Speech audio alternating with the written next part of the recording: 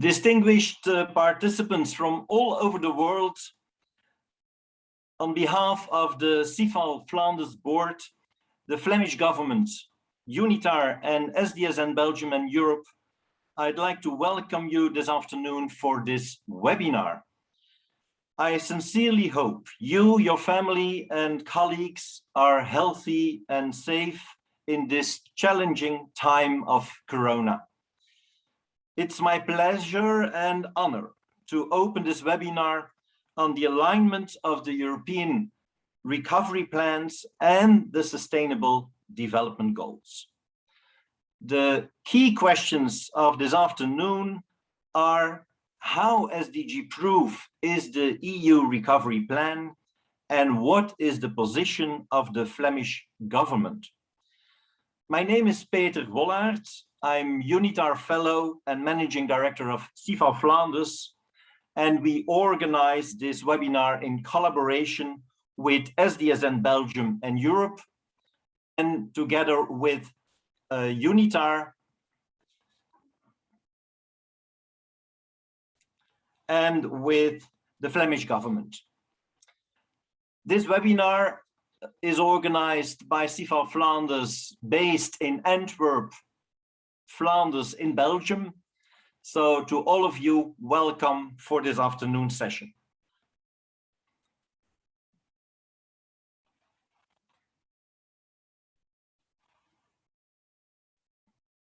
As I mentioned, I'd like to thank the co-organizers this afternoon and welcome them and thanks them for the collaboration last weeks to prepare this webinar. And of course, we want to thank also the partners of our network, our learning network on the SDGs of CIFAL Flanders. CIFAL Flanders is an SDG expertise and training center. And of course, during COVID times, we had to go online for a lot of physical trainings that were planned in our agenda. But luckily, we could deliver a lot of online and more hybrid trainings last couple of months. Our mission is to build local capacity for the Agenda 2030, for governments and local authorities, for businesses, academia, NGOs, and civil society. We are part of the UNITAR CIFAL Global Network, so we have colleagues around the globe giving trainings on the Agenda 2030. This is the program for this afternoon. After a short introduction on the Agenda 2030, we go into the topic of the European recovery plans, afterwards the Flanders recovery plans, a panel discussion, and final remarks from Mrs. Veerle van der Weert. We plan to end this webinar at around 4 p.m. European time. To start, a very small and quick introduction on the UN Agenda 2030. As you may know, everything started with the definition of sustainable development in 1987 through the Brundtland report. Sustainable development is that sort of development that meets the needs of the present without compromising the ability of future generations to meet their own needs. The most used concept to bring sustainable development in practice, certainly in organizations, is the concept of John Elkington with the triple P, the idea of planet, people, and profit, launched in 1997, so more or less 20 years ago. We had the definition, we had concepts to bring sustainability into practice. We didn't have a framework, a reference framework for the future, in which direction we want to use this idea of sustainable development. And that is the Agenda 2030 with architect Ban Ki-moon, former Secretary General of the United Nations. This agenda built on the former agenda, between 2000 and 2015 the Millennium Development Goals with 8 concrete goals. But today it's about the Agenda 2030 and its 17 SDGs. It's an ambitious text approved by all 193 member states with a subtitle Agenda 2030 for Sustainable Development, Transforming Our World. It's about transformation, it's about transition. In the text, as you may know, there are 17 SDGs, and those 17 SDGs can be linked with the new concept in the text of not 3, but 5 Ps. We go from planet, people, and profit to planet, people, prosperity, and partnership and peace. So as you may see, profit became prosperity. It's a text also for governments, and partnership and peace are added in the conceptualization of sustainable development. And when we look at the link between those SDGs and the 5 Ps, we have 5 SDGs for the social sustainability part, people.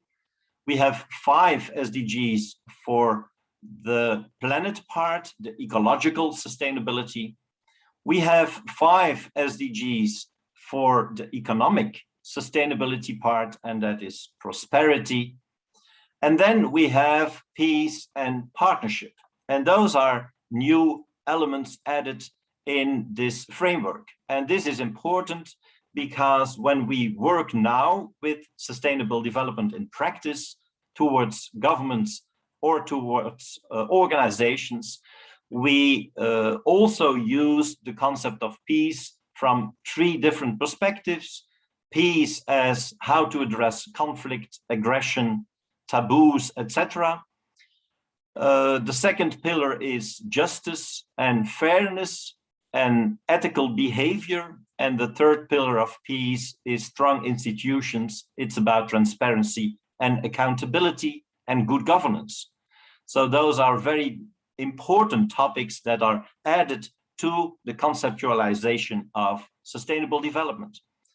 And then we have in SDG 17 also at least 3 main pillars or subtopics, working together with partners from a local or national perspective, the means of implementation that are mentioned in the text, financial means, technological means, the importance of capacity building, training, and research, procurement, and systemic issues or management systems. And then last but not least, the third pillar is international solidarity that is mentioned in the text. Another important innovation in this text on sustainable development is the fact that we go from an inside-out approach from sustainability to an outside-in approach for sustainability. That means now we have a normative text on what we should do and what we should achieve. So the ambition level of sustainable development towards the year 2030. And this is, I think, very important. This text is about raising the bar towards those topics that are of very big importance for a sustainable world, locally and globally, for the next coming years and decades. And last but not least, the text is not only targeting on measurable targets, it's also indeed about values and ethical principles, and it's also about the means of implementation that needs to be foreseen in a business plan. Last but not least, this text is always mentioned by Ban Ki-moon as being a text on human rights and based on the same principles as a human rights text or disclosure, namely integrated, indivisible, and universal. So here is the holistic approach of sustainability very important. We see this in this document where we see that 56 out of the 169 targets mentioned in the Agenda 2030 are linked with human rights disclosures of the last 75 years of UN work. When we summarize this Agenda 2030 in a visual, we could say this text is a sort of SDG wedding cake based on a planet line, a social people line, and a prosperity line through peace and partnership. And those are the 9 questions we always refer to in our trainings. The first question is about ecological sustainability, reducing potentially negative environmental impact and having a possible positive impact.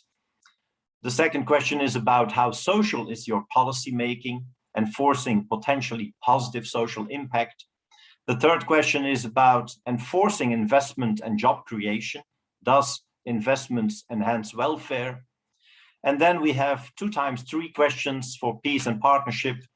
It's about how to deal with conflicts in society, controversy, complaints, safety issues.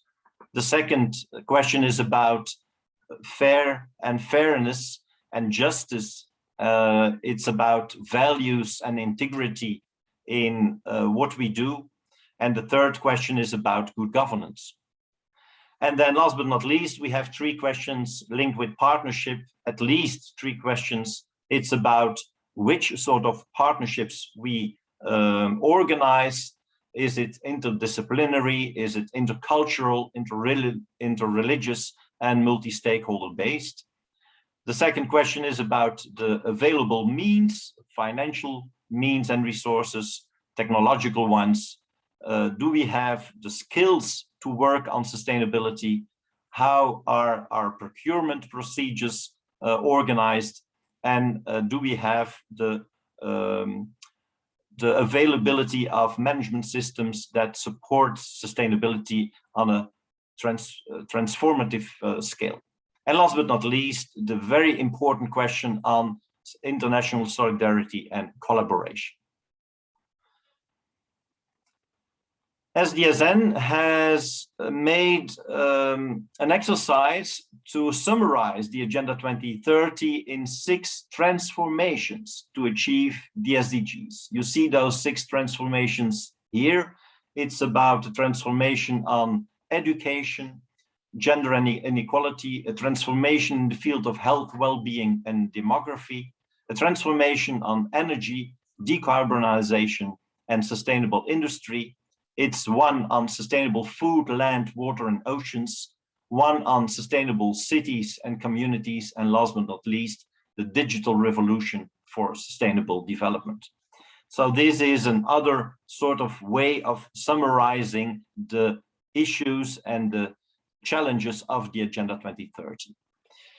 And last but not least, I want to stress that, of course, during our trainings, we receive a lot of critical questions on this Agenda 2030. And the main question is this text ambitious enough to tackle the challenges, the ecological ones, the social ones, the prosperity ones for the next couple of years and decades even?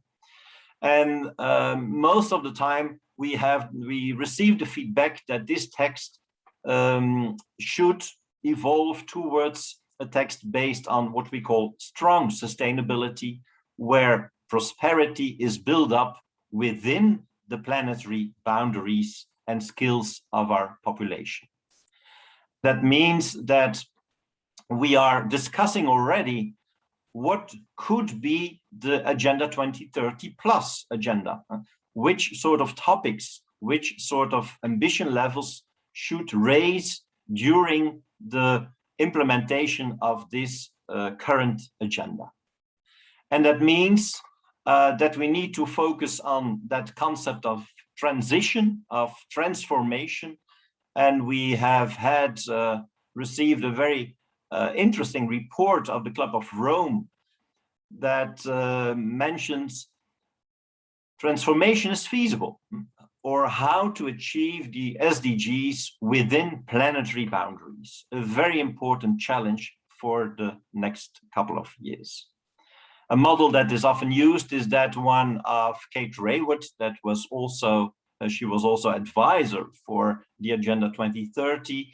And I think it's very important that indeed we use this Agenda 2030 to raise the bar towards the way we produce, we consume, we organize our societies. And that means, and that is my last slide, we need to rethink the box.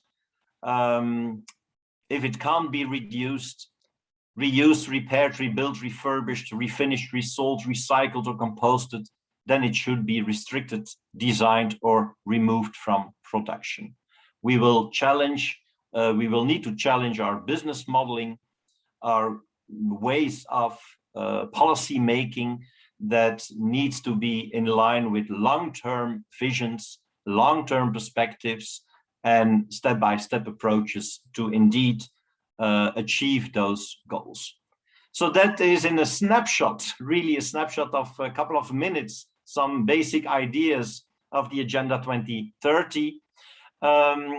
Let's start with the most important part of this program, and that means that I'd like to give the floor to Xavier van den Bos, who is with us here as European Semester Officer of the European Commission, to give us an insight, Mr. van den Bos, in the current approach of the European Union in line with this important agenda. Xavier, the floor is yours. Thank you, Peter. Hello, everyone. So we'll share some my screen in a moment.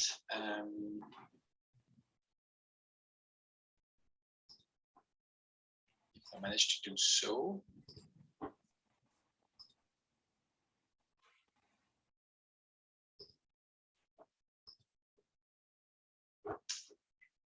Yes, I think you should be okay by now. So thanks a lot to CFL Flanders and to the Sustainable Development Solution Network for the organization of this event. So as Peter said, I'm European Semester Officer in the representation of the Commission in Belgium. And I also closely worked with Belgian authorities and Flemish authorities on the recovery and resilience plan of Belgium. So my presentation today focuses on how SDGs are embedded in the European semester. I will explain what that entails, and the EU recovery plan, Next Generation EU. And I will illustrate with the case of Belgium and Flanders. Now, let me start by highlighting the ambition of the European Commission to deliver on the SDGs. Well, first, sustainable development is enshrined as a core principle in the Treaty of the European Union. And the President of the Commission, Ursula von der Leyen, made a commitment regarding the delivery of the Sustainable Development Goals in the beginning of her mandate.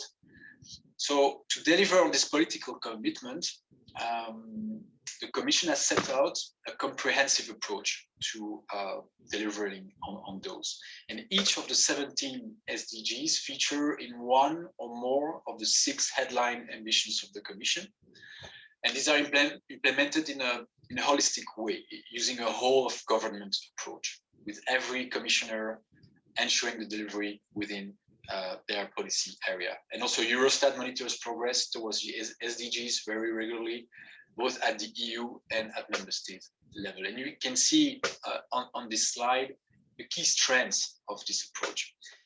And today we'll focus basically on 2 strengths, which is on the one hand, the European semester of economic governance. And secondly, the recovery instrument, Next Generation EU, and in particular through its main instrument, the Recovery and Resilience Facility.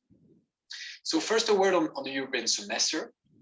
So the European semester is the annual coordination cycle of economic, employment, and social policies, with specific monitoring of member states' fiscal policies and broader macroeconomic policies. And since its introduction, the European semester has evolved. with the new political priorities. It's a dynamic and highly agile tool. So the first, the social dimension has been gradually reinforced with the implementation of the European Pillar of Social Rights as one of the key objectives. And importantly, for the discussion today, the Commission monitors the implementation of the SDGs in the semester since the 2020 cycle. So it was really an important impulse given by this Commission. This year, the cycle has been adapted to allow member states to really focus on their recovery plans. But next year, we will gradually return to more normal cycles of the European semester. And the idea is to progress towards this further integration of the SDGs in the process. And as I will explain today, the semester itself has a prominent role in the EU recovery plan as well. So this European semester, it really forms a constant dialogue. And we have a permanent and rich dialogue with stakeholders in Belgium, ranging from the parliaments, governments, the administration, social partners, businesses, academia, civil society. Really, it's really a structured and very permanent dialogue. The cycle of the semester is kickstarted with the definition of the political priorities of the Union in what we call the annual sustainable growth strategy. And the next one will be published soon, next month. And then we have country reports, which provide a picture of the socio-economic situation of each member state, including the progress made and the key remaining challenges. And in turn, member states submit national reform programs to the Commission. Belgium also has a Euro area member state, its stability program. And then the Commission then proposes recommendations, political recommendations, which are discussed and endorsed by the Council. Of course, in the case of Flanders, I can further stress that the level of engagement and of ownership is very strong throughout the years in the process. And this is, of course, very much appreciated. There's a lot of contact with stakeholders, the administration, and at political level, which adds to really meaning to this process.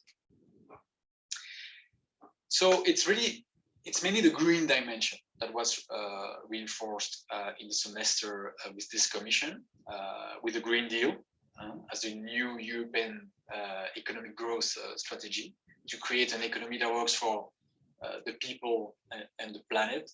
And I think it very much matches the different pieces that Peter highlighted in his presentation. So one of the core objectives also is to achieve carbon neutrality in 2050. It's now enshrined in EU law with a just transition for all.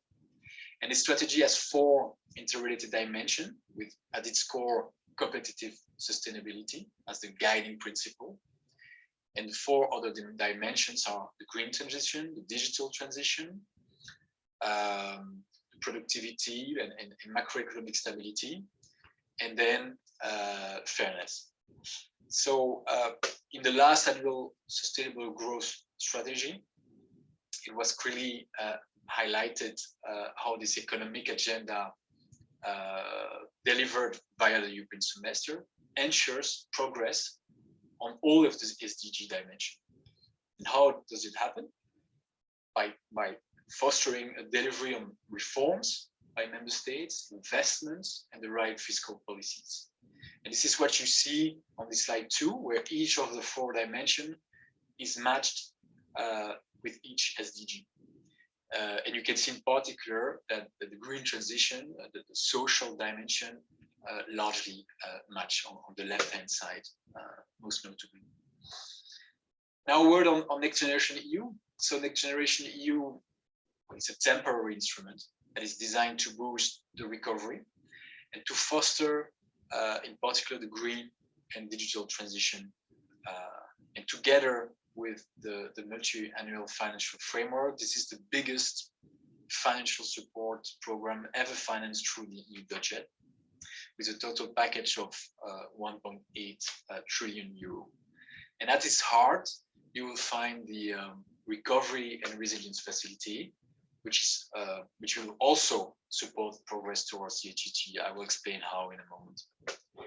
So this Recovery and Resilience Facility, how does it work? It will provide massive support for investments and reform to allow Europe to emerge stronger from the current crisis, but also with a compass on the green and digital transition notably.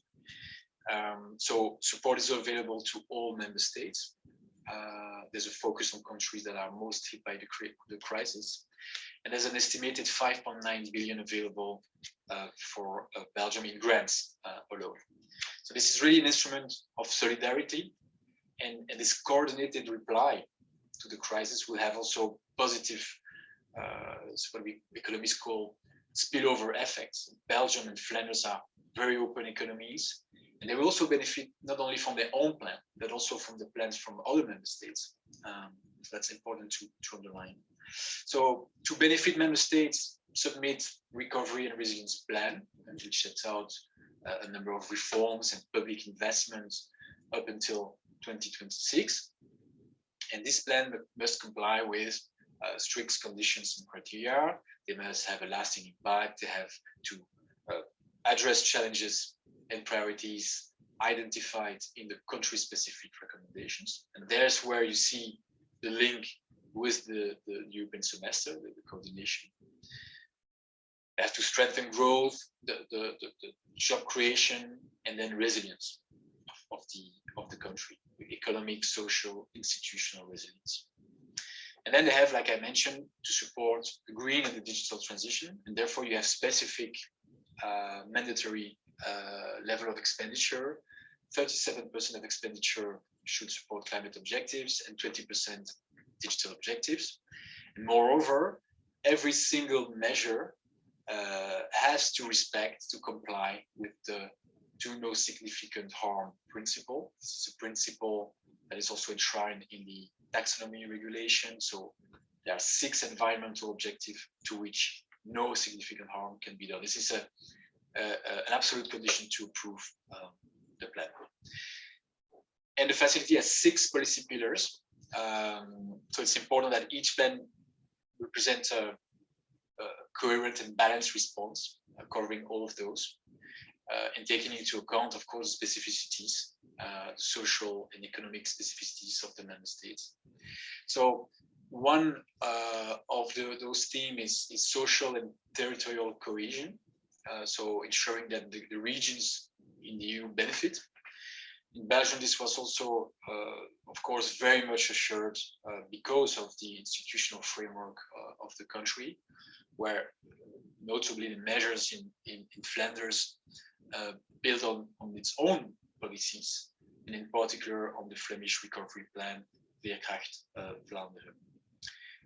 And I also want to highlight here, this is what you see on this slide, that the 6 pillars of the facility, well, they match very well with the concept of the 6 SDG transformation, which was developed among others by Professor Sachs and mentioned in the last Global Sustainable Development report.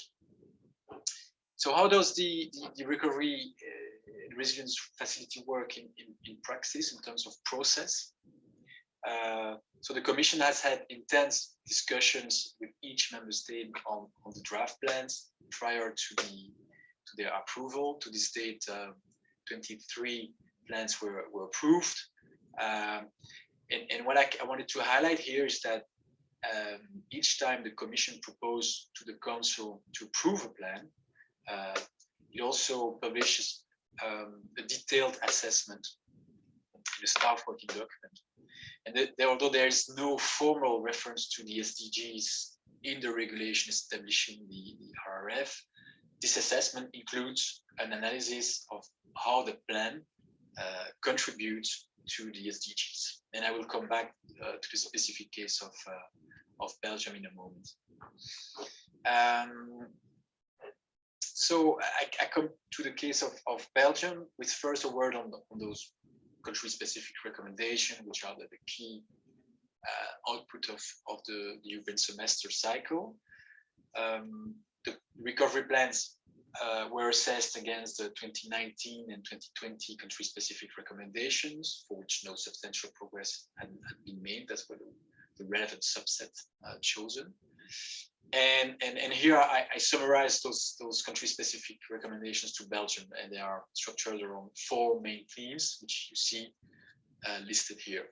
And each of them contributes to Belgium delivery on the SDGs. So, and below you see the assessment made by the SDSN in those different country fishes. And you see that the challenges and priorities also coincide with the assessment and the themes in the assessment made by the European Commission under the European semester. Now, a brief overview of the plan. I'm sure the panelists will also evoke specific measures of Flanders, which is a plan which is, as I said, a response to the recommendations, a response to or the requirements defined in the regulation, to be for the transition and so on. It is structured around 6 main themes, and it has so six main objectives, if you like, and 17 thematic components, which are listed here. Important to say from the outset, there's 50% of the financing under the plan which will support the climate transition, which is significantly above the minimum threshold of 37% I evoked.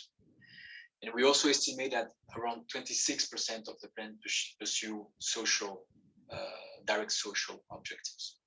Now I can highlight also where these components are in particular contributing to specific SDGs.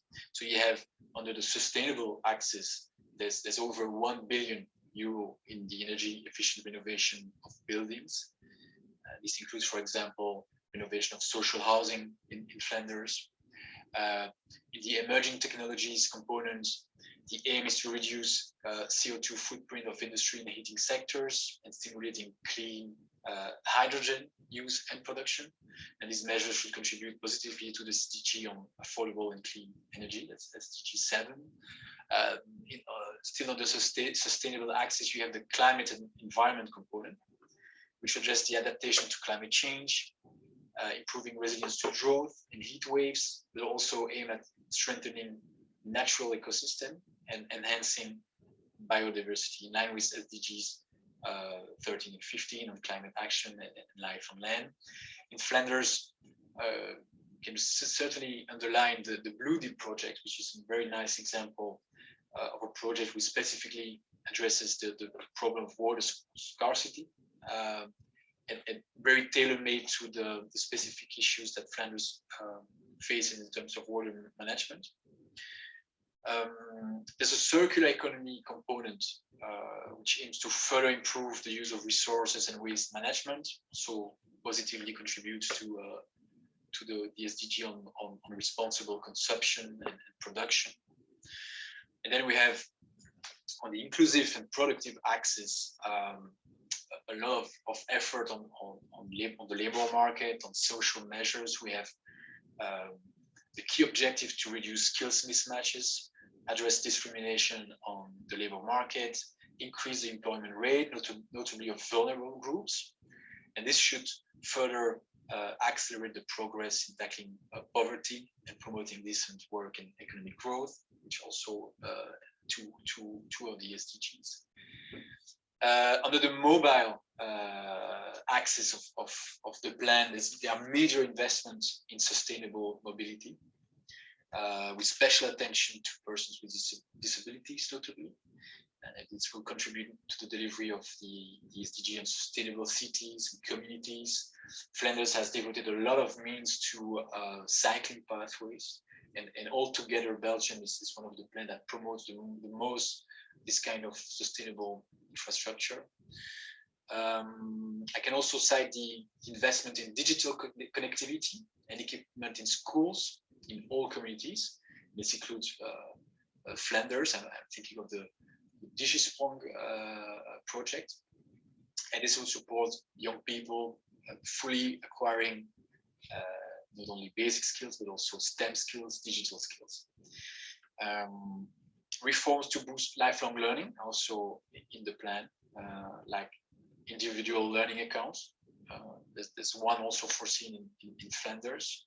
It's very important for Belgium to foster such lifelong learning. And finally, and I'm being very far from exhaustive here, but the plan includes measures to support the digital transformation of the justice system, foster the quality of the institutions, which are also an important goal under the SDGs. So certainly not an exhaustive list, but what I wanted to show in this presentation is how those framework and what is being pursued by both the recovery plan and the semester are closely aligned, and the Commission ambition is really to pursue this in the future.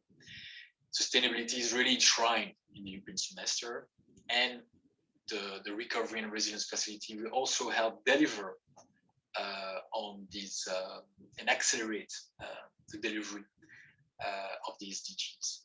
And we broadly assess that the Belgian Recovery and Resilience Plan will contribute. So let me conclude by highlighting that how much the ownership, also in the implementation in the coming years of the recovery plan within the semester, will, of course, will remain key for success. This is always the case for such tools of coordination. Every level has to do its bit and team up. It's not just governments, but also civil society, businesses, and all stakeholders. So we definitely maintain a close dialogue and contact with all member states, and also in Belgium with all authorities, to make sure that this plan is implemented as planned and is really a lasting success. So I thank you all for your attention, and well, I wish you a very good discussion today in the seminar.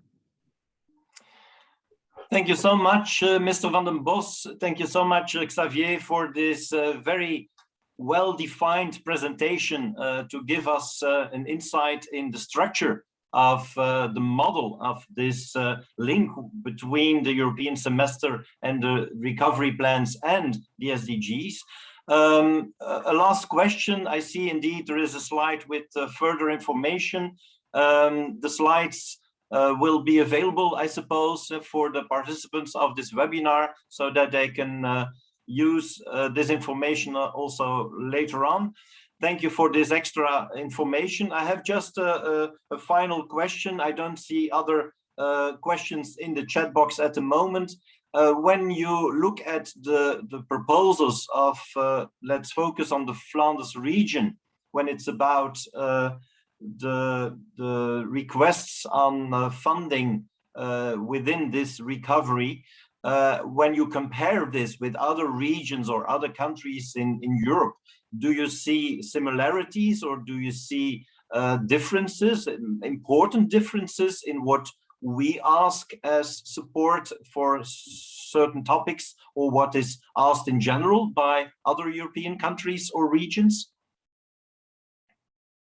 That's a very good question. But there will be a monitoring and a reporting based on some common indicators, which will give you an overview of the main themes and how notably those different pillars under the facility are covered.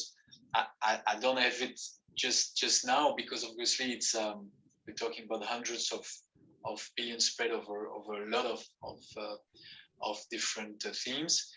But I mean, every plan, of course, had to comply with the key requirements under the regulation.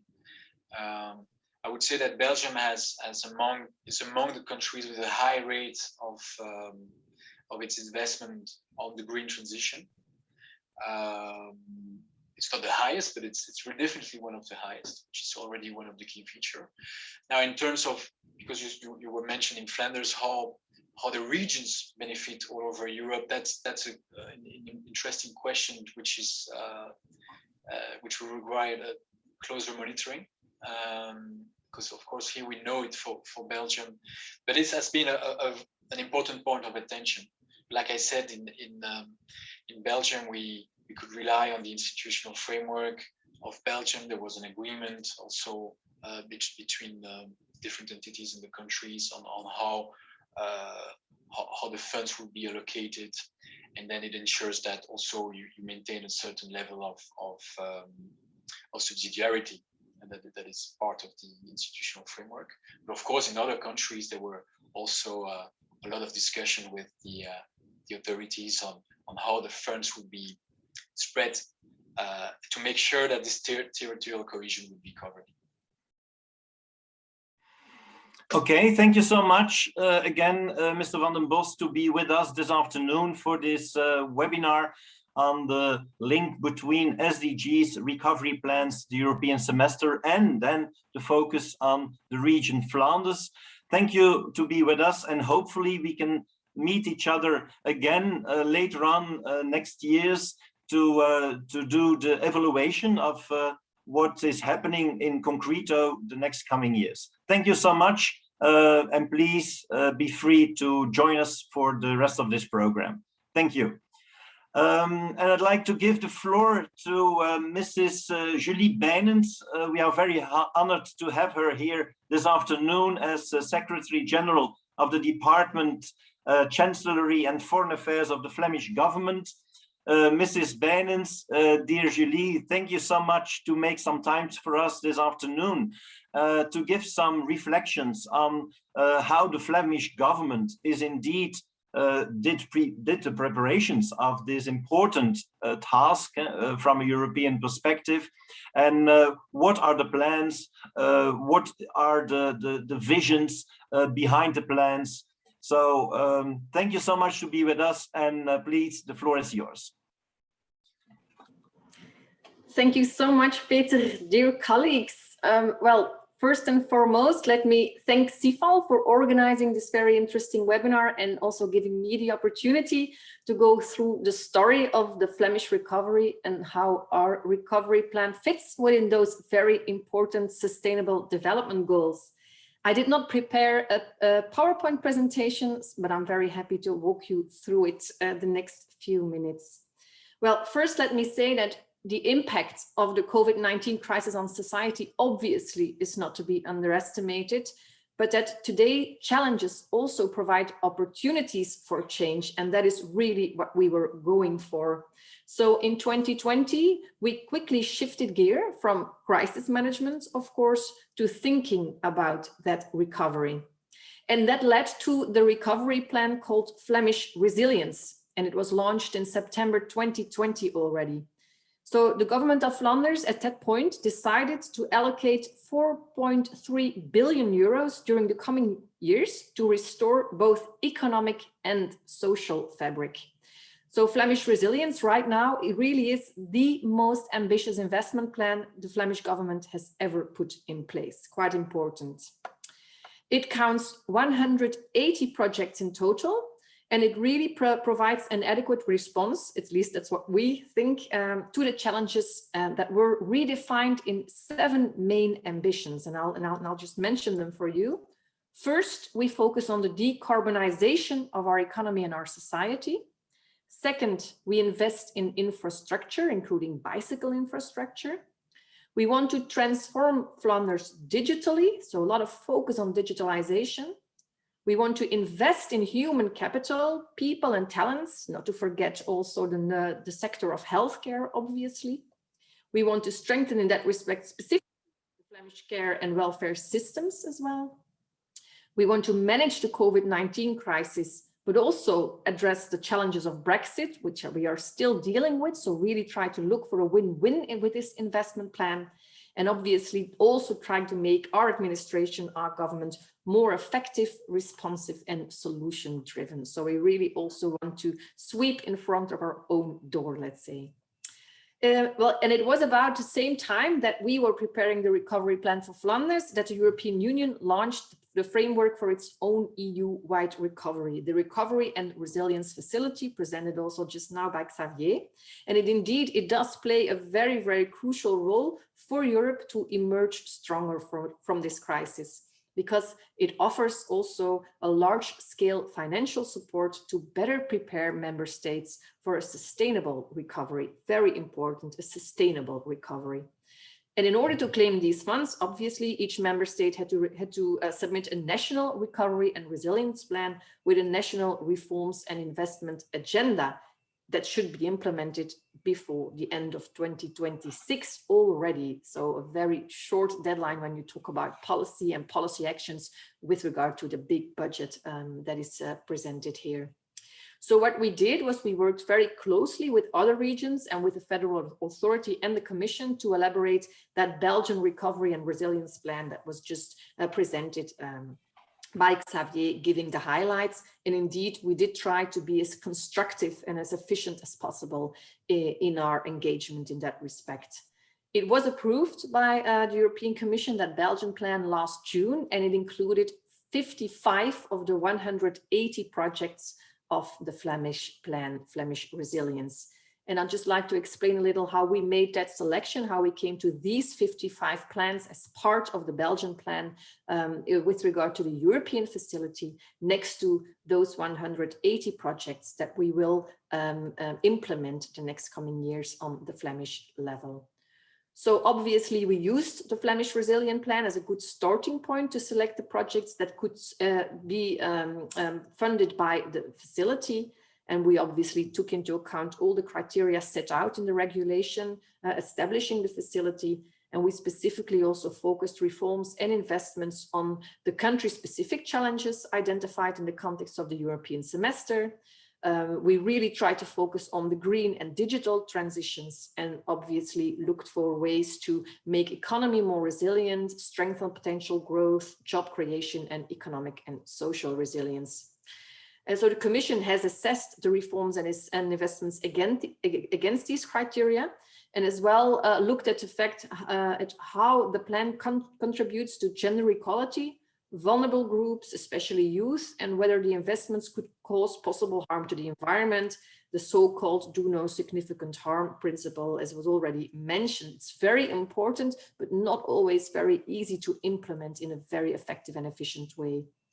For all projects, we need to guarantee there will be no significant harm to the environment, and it really plays on all different levels: climate adaptation, climate mitigation, biodiversity, water pollution, circular economy. So something that we really focused on as well.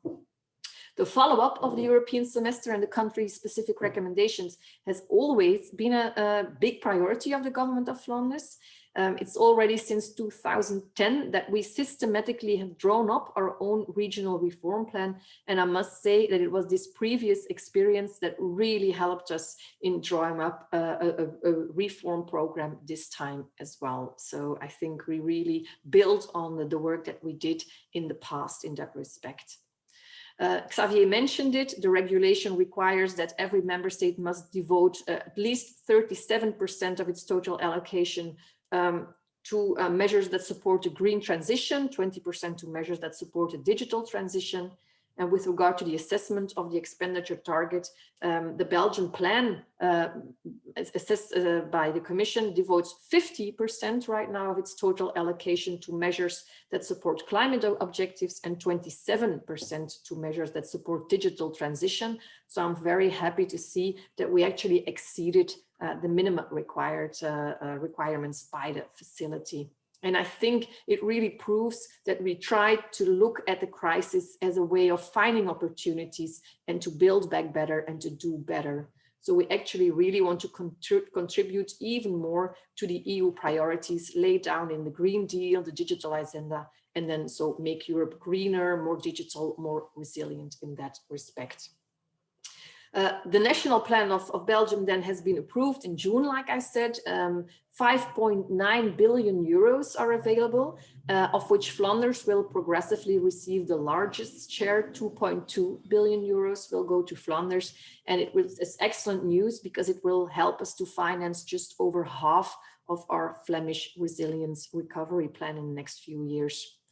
We also really want to monitor and see where we create impact, in what way, at what time. So we are monitoring our Flemish recovery plan 3 times every year. And I'm actually quite proud to say that in the most recent monitoring, the second monitoring that we've set up just now in September, already 175 out of the 180 projects are on track.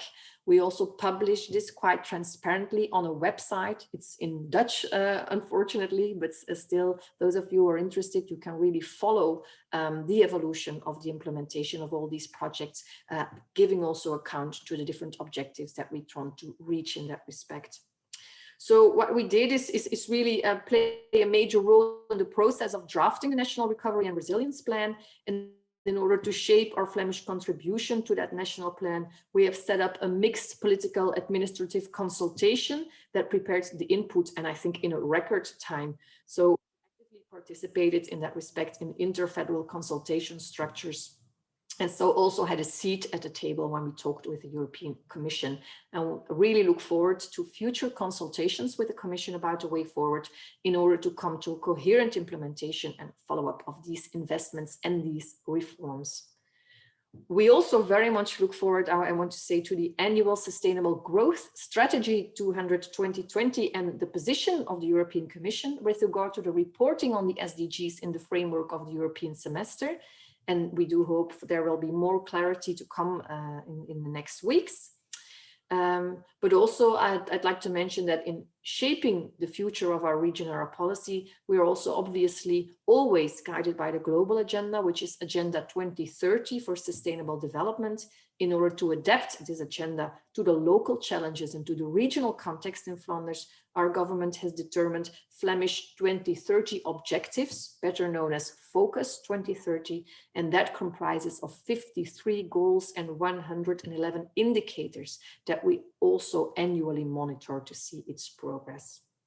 And it's my department, the Chancellery and Foreign Office, that really wants to play a very important role in this framework. It's also our vision, our mission that aligns with the 5 Ps, in particular with SDG 16, promote peaceful, inclusive and sustainable societies with efficient, responsible and accessible institutions, and SDG 17, that's about enforcing the means of implementing and revitalizing worldwide partnerships for sustainable development. So thank you so much for allowing me to speak here today, because it's exactly what we also want to work on.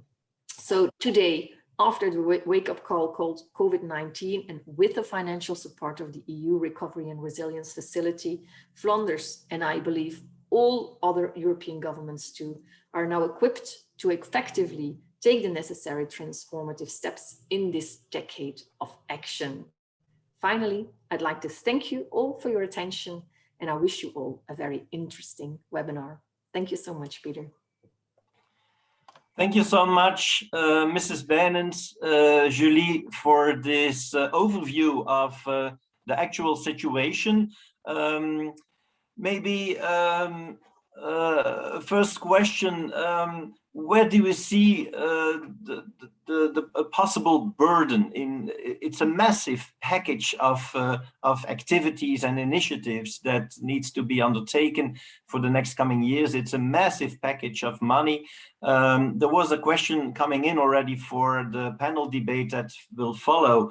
When it's about SDG 16, it has also to do with avoiding problems like bribery or misusing this massive package of money. Are there some elements also in the preparation of managing this huge package and the policy making of this package that could be an issue for the next coming years? Well, I think it's an excellent opportunity. Like I said, it really gives a great push of investment in society to make great steps ahead towards sustainability, towards more economy, towards a green economy. But indeed, it does create a huge administrative burden as well in some areas, because we want to monitor impact. We want to monitor the fact that the budgets go to where they belong to really create a result. which means that we have a huge coordinating mission in that respect as well. It's my department who tries to do that, but everybody is responsible to really make sure to do all the necessary checks. It was a lot of preparation, also on request by the Commission, to really identify milestones, to really identify expected outcome and impact. And I completely understand, but it really is a bit of a balance of trying to work on the project and to really create results, and then to monitor, to report, to check in that respect as well. We try to balance those two challenges as much as possible, but it has not only given us a great financial investment, it has also given us quite a lot of work in that respect as well. But when the work leads to the necessary results, I think it's all worth it. And so I know the Commission will look with us at the results, will also fund the project based on the results that we achieve. And I think that's a good thing to do. And I think the fact that we already were ready to monitor the Flemish resilience plan 3 times a year based on clear indicators has helped us in that respect to move fast and move ahead. So that's one challenge. I think the second challenge really is also to finding the necessary budgets. We're very pleased that the Commission assists in that respect as well, and that almost half of our Flemish plan can be funded by that European facility. But the other half obviously has to come from a budget that we have to find ourselves. And that has led to a big exercise within the Flemish government, where we looked through all our expenditures and see where we can make budget cuts, be more efficient, cut red tape. It's an exercise that has ended this summer, and it has also led to some decisions by the government to well, cut in some budgets, reorientate money, and see where we can do better. So I think it's an excellent opportunity, but obviously every opportunity takes a lot of work as well. Okay, a second small question. For a lot of policy making topics, Flanders is looking also towards other regions in Europe to see what they are doing, how they do the things, etc., etc. Was this also the case for this huge challenge? Was there some negotiation or let's say collaboration maybe with other regions in Europe to define projects, to see where possible priorities can be defined, etc.? They're always interested in international cooperation, but I think in this respect, the Flemish resilience was developed really fast. It was ready in September 2020. So I think we were one of the first in Europe to develop a full-fledged plan with very concrete projects. And I think we are now looking into ways of cooperating on them. If there is an international interest, if there's a cross-border impact, obviously we will work with our partners. But I think we were actually quite one of the first to develop the plan, and in that respect focused on the needs that we identified within Flanders. But like I said, if there's anybody interested to work with us, we're never shy away from that discussion. Okay, thank you so much. There was a question in the chat box about the website you've mentioned, Julie, on the progress of all these initiatives. So maybe if it's possible to do this in the chat box, and we will make this website link also available after this webinar. Thank you so much to be with us. There are no other questions at the moment in the chat box. Oh, maybe there is just one last. Double check here whether there is still another question. No, indeed. So thank you so much to be with us this afternoon. And hopefully we can do a follow-up next year or within 2 years, maybe even in a physical setting in Brussels. You never know what can happen after COVID. Thank you so much, and thank you also, of course, to support us in this series of webinars. It's thanks to the Flemish government that we can organize this.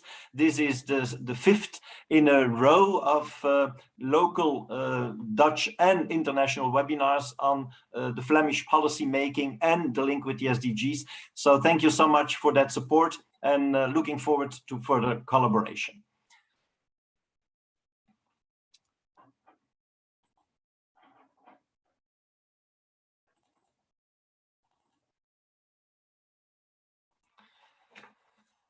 So let's go to the third part of this afternoon webinar.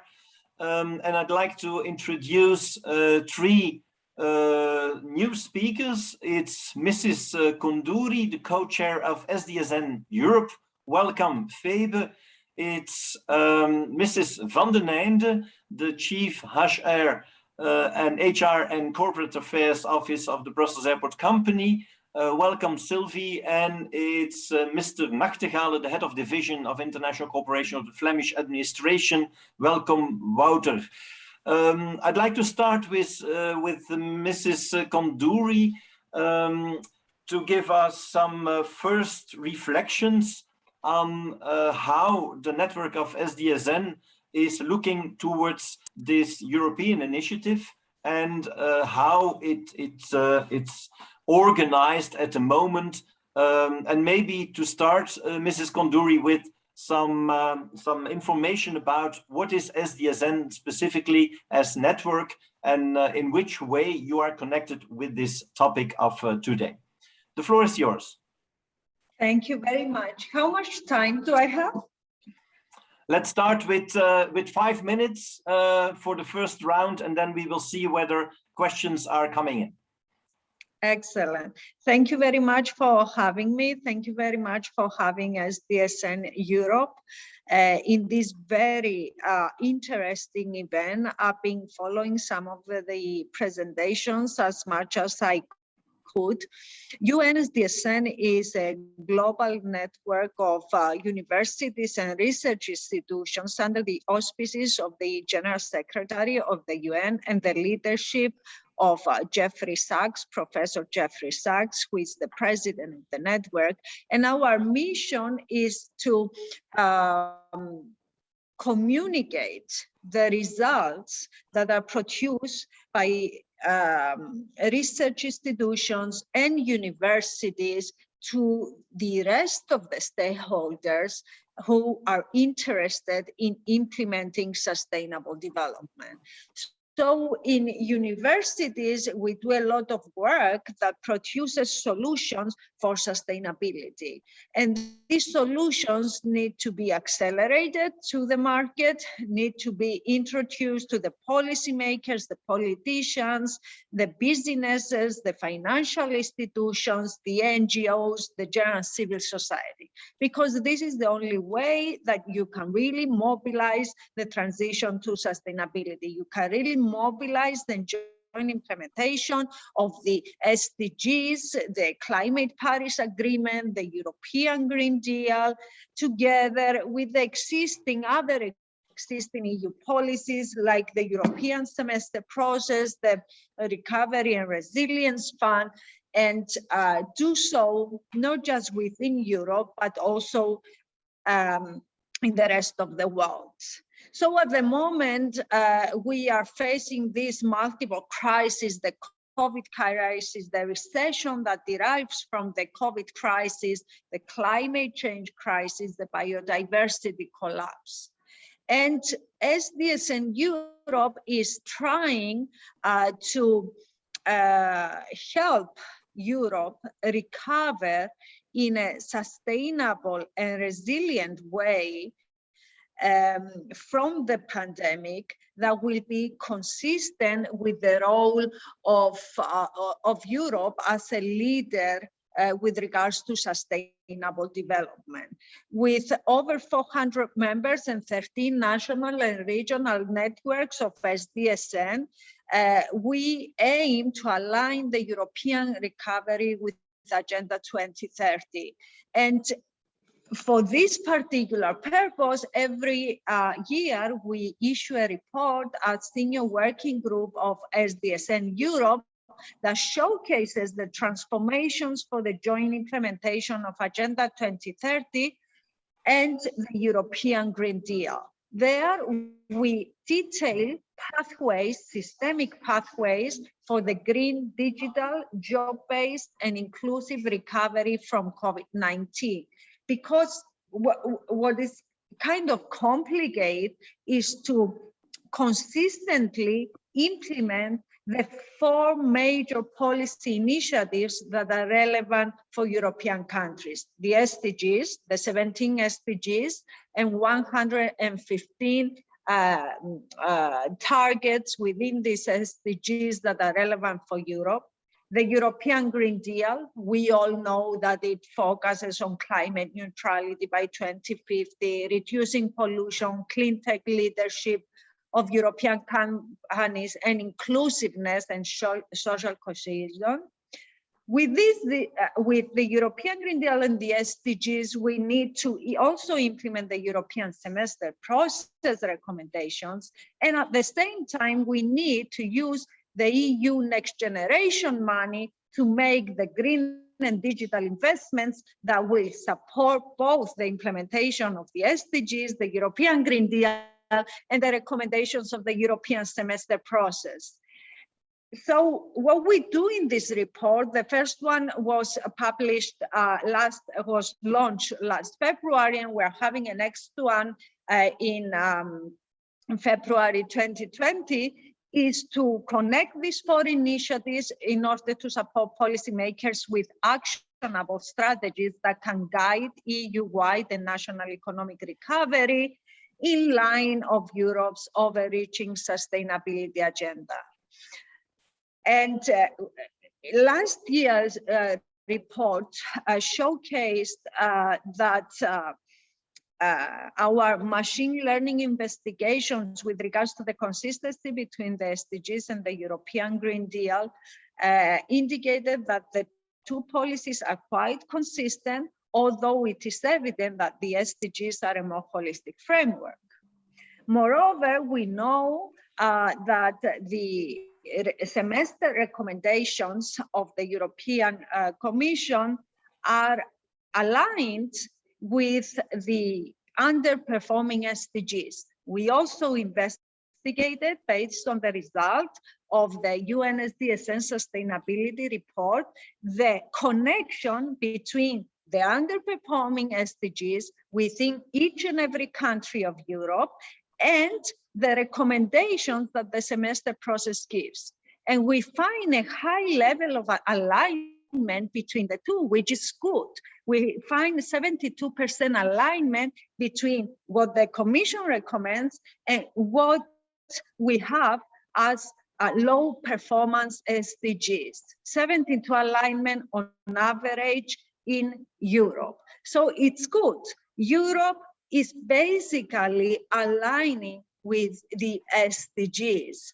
And what we also did in this report is to suggest pathways which can be followed, technological, financial, and policy pathways, in order to use the money of the European Green Deal within the multi-annual financial framework of the European Commission, together with the money of the EU Next Generation, in order to support the transition of Europe to sustainability.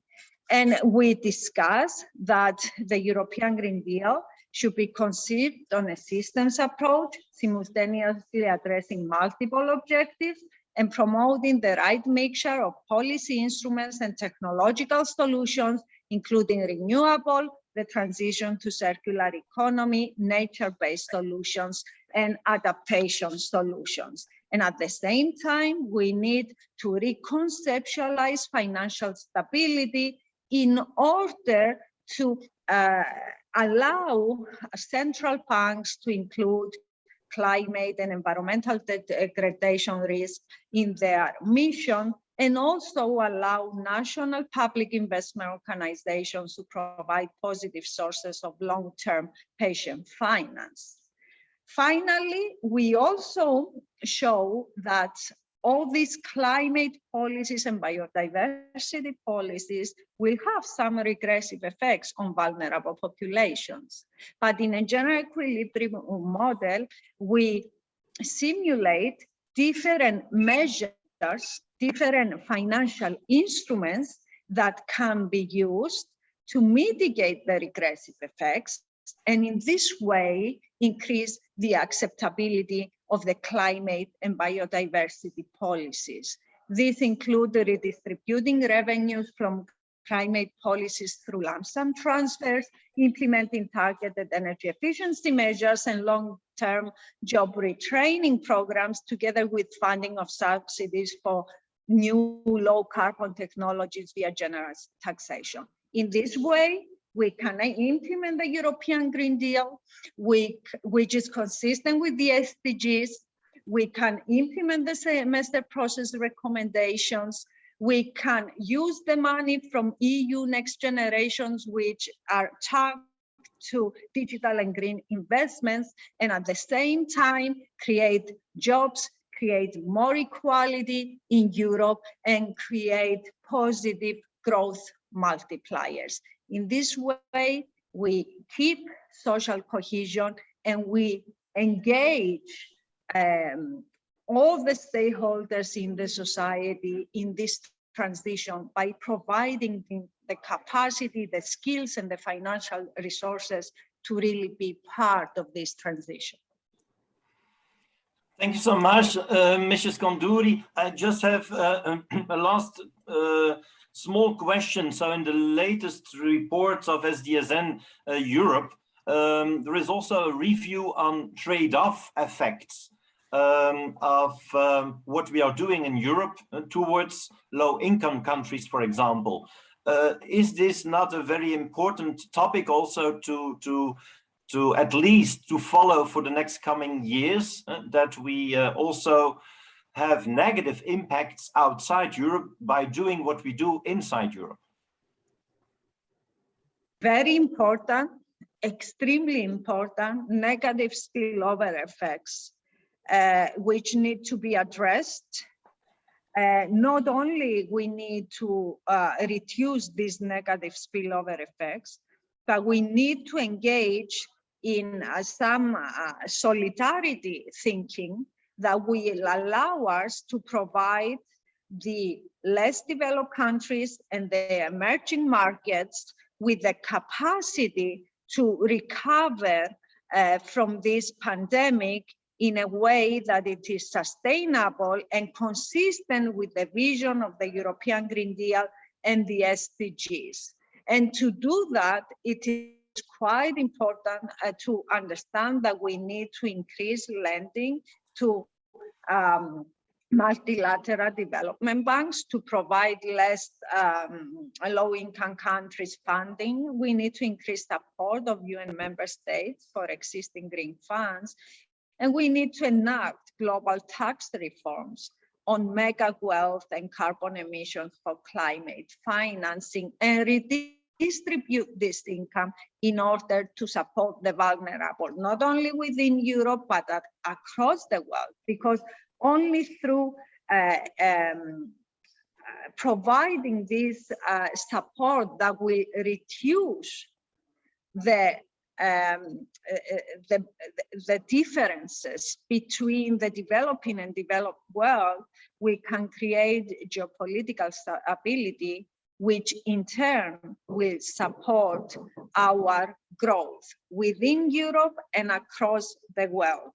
And this is why we have a very important 4 months before the end of 2020, now 3 months. We had the Food Systems Summit 2021, G20 in Italy. We are looking forward to the UN Biodiversity Conference and the COP26 in Glasgow. We need to use these high-level meetings in order to enact policies that will allow Europe to implement the European Green Deal, because implementing the European Green Deal is not just about Europe. It's a leadership example that will be implemented only we have geopolitical stability.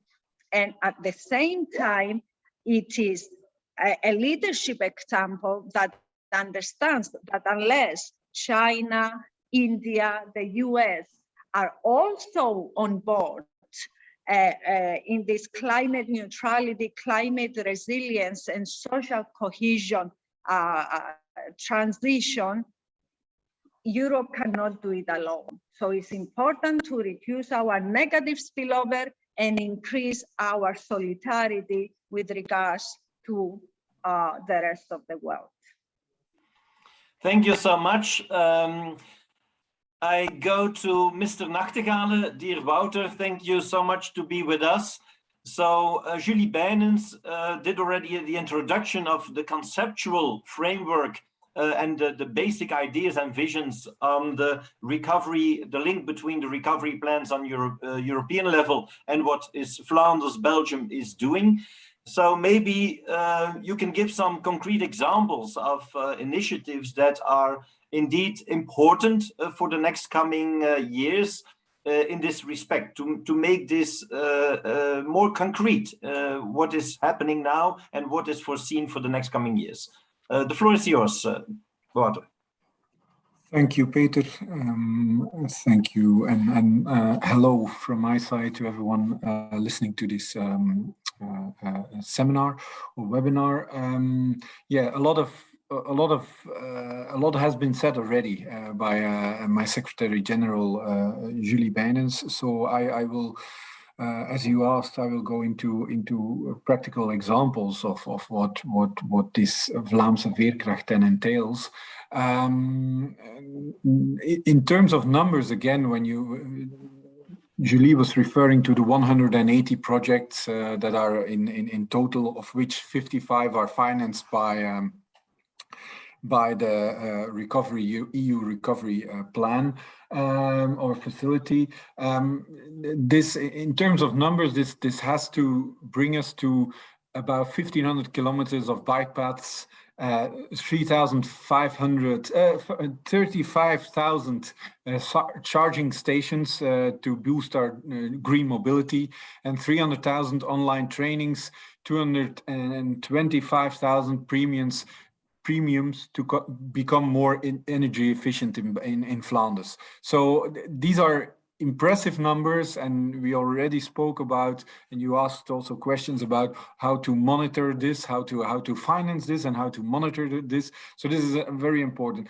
I think when we make the link with SDGs, then and concrete examples, of course I will not enumerate the 55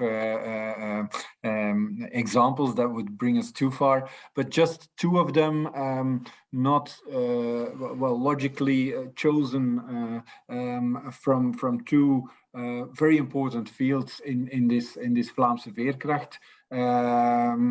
This is the first one is digital transition, and I'm very happy that Xavier already mentioned it earlier. It's the DigiSprong, where we try to invest in laptops, computers, but not only so the hardware, but also ICT trainings for teachers and development of learning tools, and also looking at how we can digitally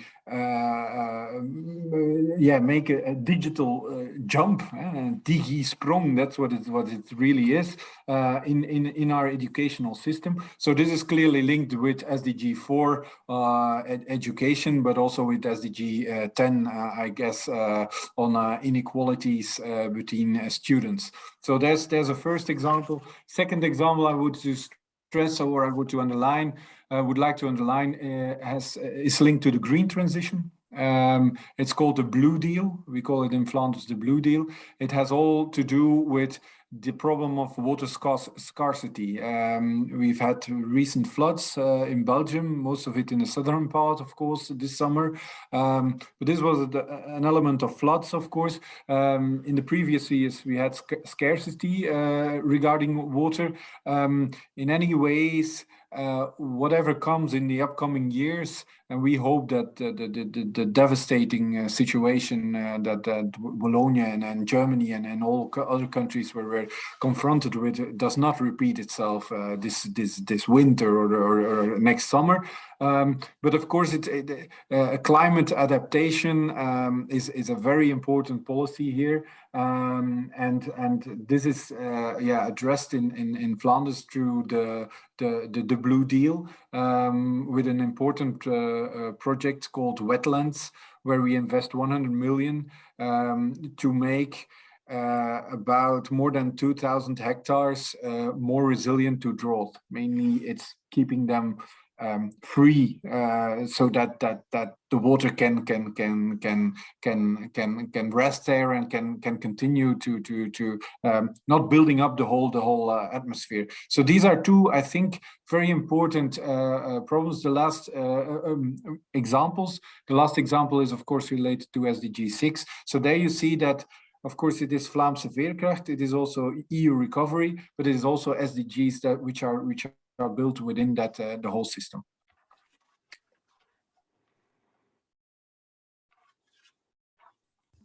Thank you so much, Wouter, for this first feedback. Maybe a first question linked with what you said just now. It is said also in the Agenda 2030 that working in an interdisciplinary way will be important to indeed achieve more holistic projects in the field of sustainability. Is the Flemish administration at this moment well equipped to indeed work in a more interdisciplinary, or in this case, in a more interdepartmental way? So to connect different expertise from the department of the perspective of social topics, of environmental topics, of governance topics, etc. So is the administration in Flanders well equipped to deliver on those more holistic approach based projects? I think we are, and I want to refer back to what Julie Bijnen said, or the Secretary General said. There is, in terms of the Flemish administration, first, Vlaamse Veerkracht is one program which entails 180 projects. Of course, this is the whole of the Flemish government. The monitoring is coordinated, but also centrally organized. So mainly, we all the projects have to respond to the same kind of dashboards, have to report the same kind of in the same kind of dashboards. So that it's not that the projects are working separately from another. So in terms of the Flemish government, I think Flemish Resilience is certainly a project which is the largest, as was said, the largest investment project in Flanders, but it's also clearly a centrally coordinated policy. Second, one should not forget the Commission in the whole of this when we are making the link with the EU recovery plan, which is of course financing half of the Flemish program. And I've been with Xavier and many other people. I've been in last year. I've been in numerous sessions together with a lot of people, not only from the Flemish government, but also from the federal government, from the Walloon government, talking about how we can deal with the digital challenge, how we can deal with the green challenge, and this all together in one simple framework, or simple, it's not that simple, but in one logic framework, is important to entail, of course, these crossovers between different policies.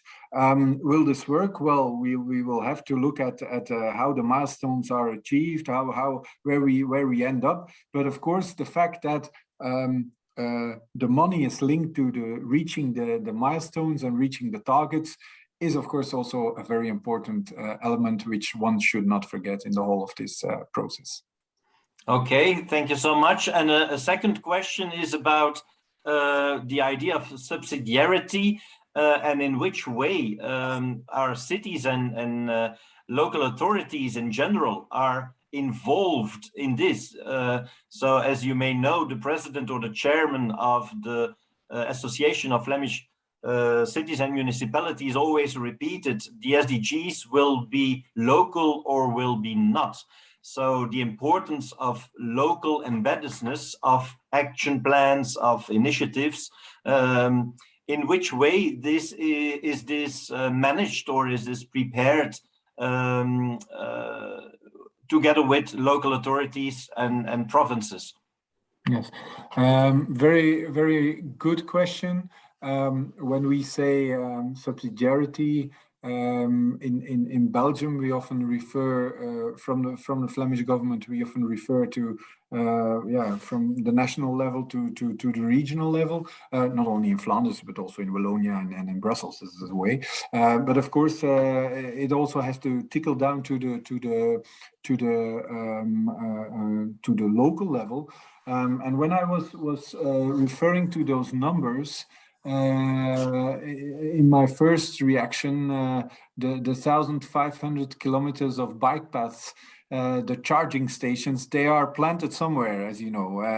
And this, of course, you cannot do if you don't link with the local governments. Well, I shall not tell you something strange if I say that the minister responsible for the local governments in the Flemish government was very keen on this part of the policy whenever we were addressing Flemish recovery. And I think we have found and also in the recovery committees, which were part of the build-up of the whole Flemish resilience plan, the local element or subsidiarity to the local level was mentioned or was referred to very often, and I think we have taken this on board, and I think we are building now on making this program works.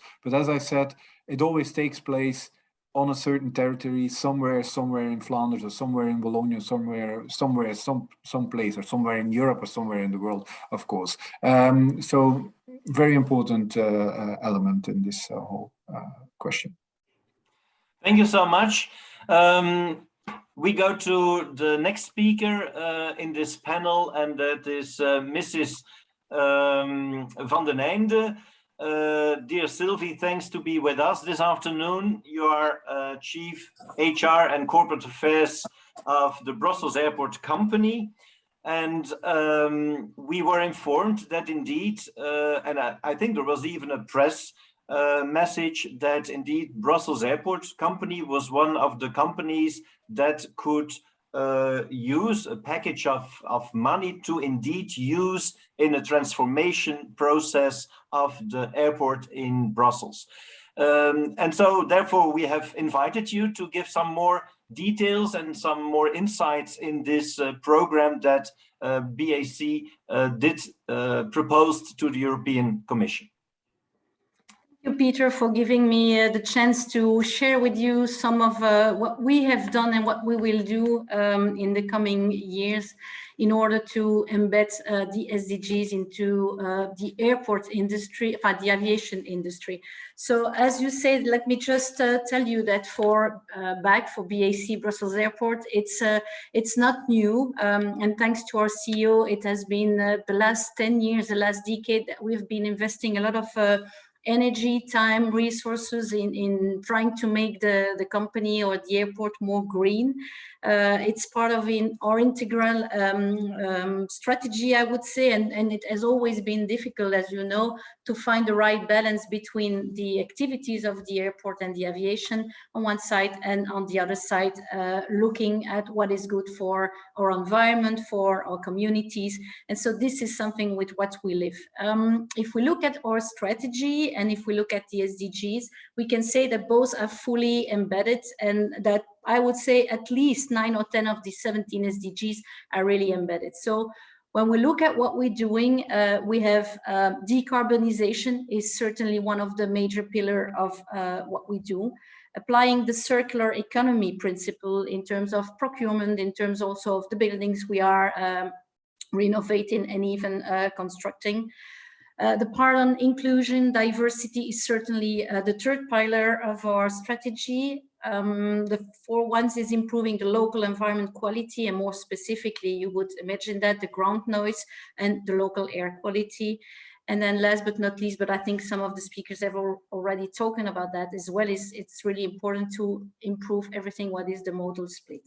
So we have done a lot. We have already been able to decrease by 36% our emission in the last decade.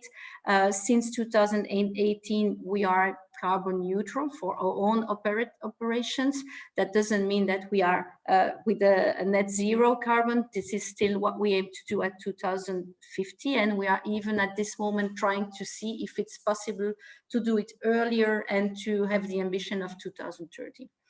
So in the Green Deal, and it's really something important, and where we have talked a lot about the European recovery plans. Just one word on that one, the fundings that we have seen in Belgium and in Flanders are really recovery plans that are funded for more public related investment on national and regional level. But luckily, we work very hard to enter a big project together with other company. It's a consortium of 21 companies with more than 30 projects that we introduce. And so we got indeed a very nice subsidy from the European Commission.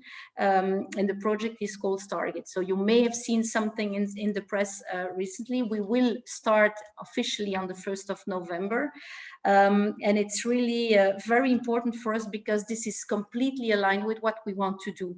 So thanks to that, we work with different partners, as I said, and this is the 17 SDGs on partnership, but we will work with airport companies, with the sector associates, we will work with knowledge institutions, governments, agencies, and others. And it's a really ambitious plan. What we want to do with this Stargate program is really develop, test, and deploy a lot of innovative solutions, making the airport ecosystem significantly more sustainable. So we want to build like a benchmark and be the source of inspiration for other airports in Europe and maybe in the world. And having the support of these subsidies from the European Commission will allow us to certainly accelerate that. So if I can use some examples of the project we will do, we are of course talking about sustainable air fuel, because this is certainly something where we see the greenification of aviation in the future. We are looking about more electrification of everything on operation that we have on the ground that we do. We're trying to find solutions for electrifying the taxiing of the planes. We continue to develop the intermodality. We're looking at solutions to combine train and planes and all these kind of things as well. Circular economy is really important. And last but not least, we are really looking to find ways to really diminish the noise on the ground, the noise of the planes, and also the ultrafine particles. So yes, this is really important for Brussels Airport Company and the partners. Unmute your microphone before you start speaking. It's always a challenge. Thank you so much, Mrs. van den Einde.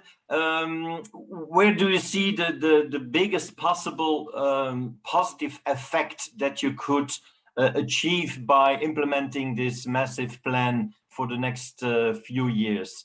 And or, for example, what can the customer see in reality in your airport the next coming months or years to come?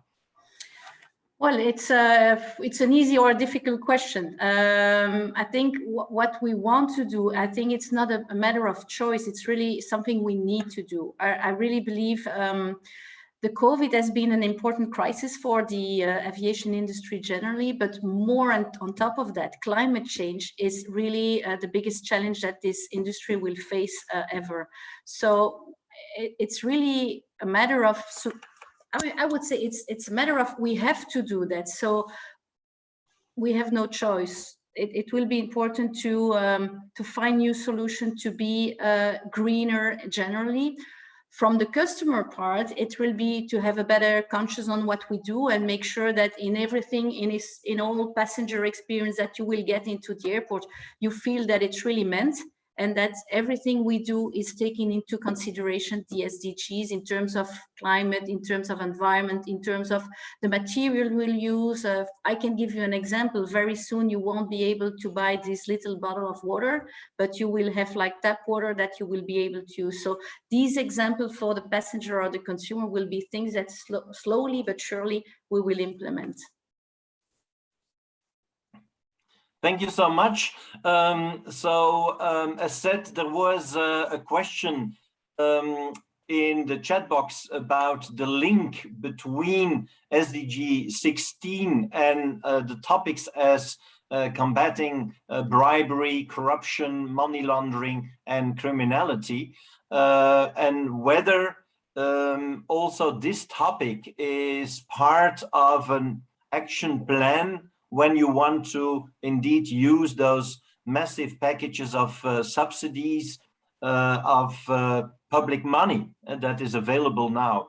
So maybe first I want to address this question to Febe.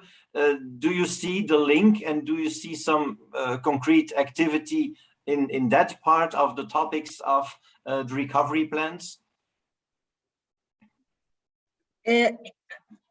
The way you use the subsidies that are coming from the EU taxpayer, it's always a big issue.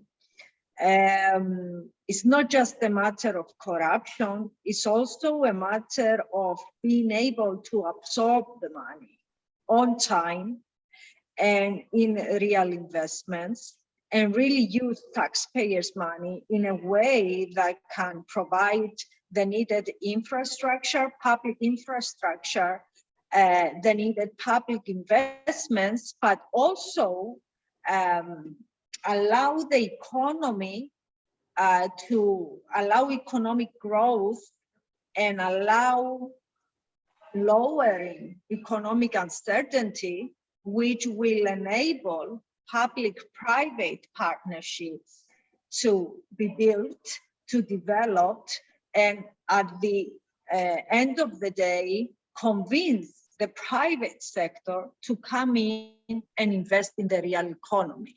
So it is of immense importance to do this in the correct way, to absorb the money without corruption. And in order to do this, you need assessment and monitoring while you are investing seriously in capacity building. It's not easy to implement transformations, digital and Greek transformation, while ensuring social cohesion. That's one of the most challenging things you can imagine, and hope to do it in 3-4 years. It's almost impossible. So I think we need to be very serious, and almost impossible, not for all the countries in Europe, but for some countries in Europe, it's almost impossible, especially if you think the low absorption rates of the 7-year multi-annual financial framework of Europe. Imagine now that we have this huge recovery and resilience fund, and we have to absorb it in 3 or 4 years.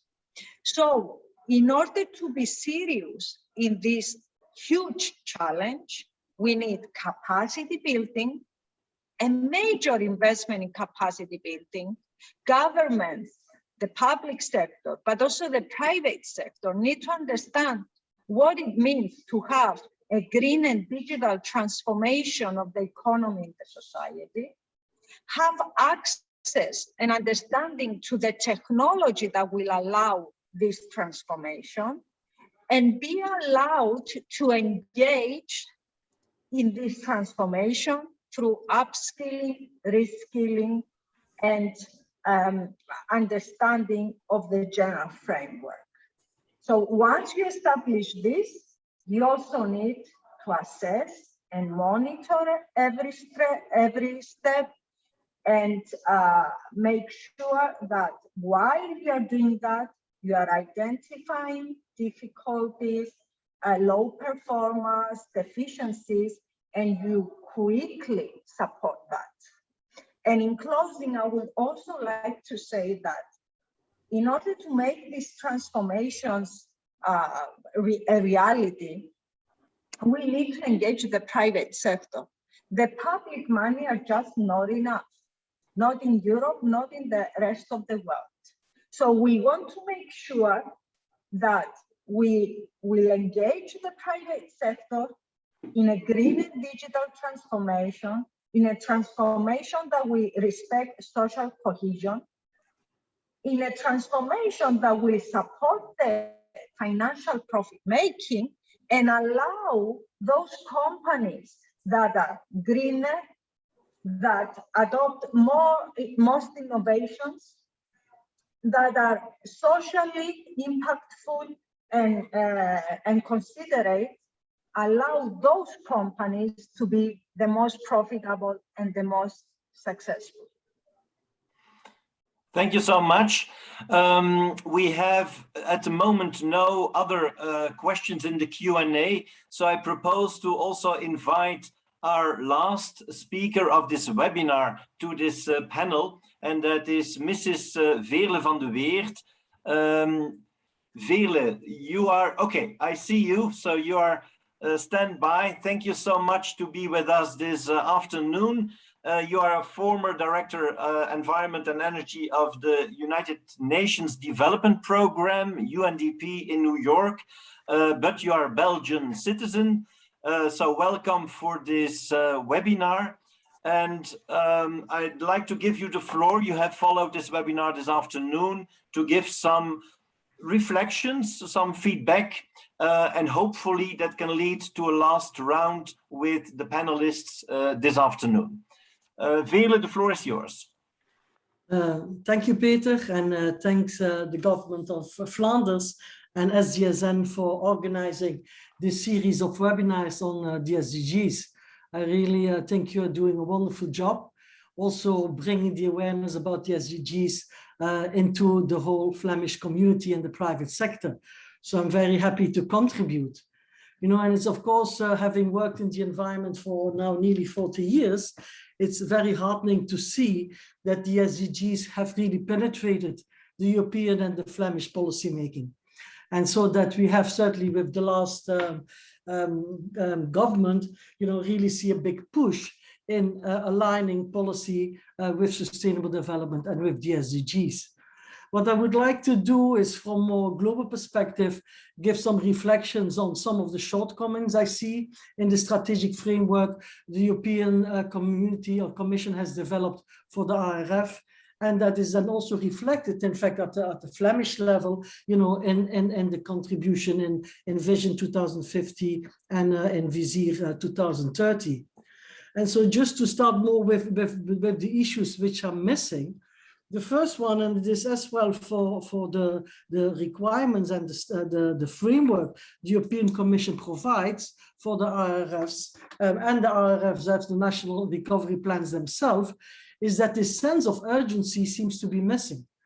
And I think what we have experienced this year, you know, with the flooding, with the heats, you know, with everything which is happening, you know, that we don't have a lot of time. Like I said, I'm working 40 years for the environment. When I joined UNEP ages ago, you know, my first task was to quantify environmental degradation. Even not quantify water pollution or air pollution, we needed still to develop the methodologies in order to be able to quantify water and air pollution. Fast forward 35 years, and now we are talking about the transformation to sustainable societies, to the green economy. But unfortunately, environmental degradation is going quicker than this very quick action we have. And so this whole sense that we don't have a lot of time to really turn the tide, that there is an urgency of what we need to do, that we need to act now, I think it really needs to be translation in policy decisions, in policy guidance, much more than we have at this moment in time. The second point which I'm missing, you know, in the whole recovery issue is this notion of innovation and competitiveness at the global scale. You know, there is a lot of money in the RFs, but also, in the whole innovation field in Europe. And what you see is that, in fact, at the end of the day, only less than 2% of our startups are able to scale, to a market-based economy. While in the US, and in other countries, this percentage is much higher. So somehow, although we do a lot of innovation, we have a lot of knowledge, in the Belgian universities and in Europe, seemingly we are not able to make this jump between startups and innovations and then really changing the social and economic fabric of our world, of our continent. And that, I think, it's really something that worries me, that we don't have the ecosystem to help our innovation, our startups really going to scale, so that they also become global market leaders in the new economy. Just look, for example, at the patent development. Artificial intelligence, UN just had produced a very good report on where the patents in artificial intelligence are distributed. And I think in Europe, there is next to nothing. But you see this in all these we talk a lot about digital, but then really see what actually is happening in the startups and the venture capital. And in fact, very little, is still happening in Europe. And I must say, as a European, this worries me quite a bit.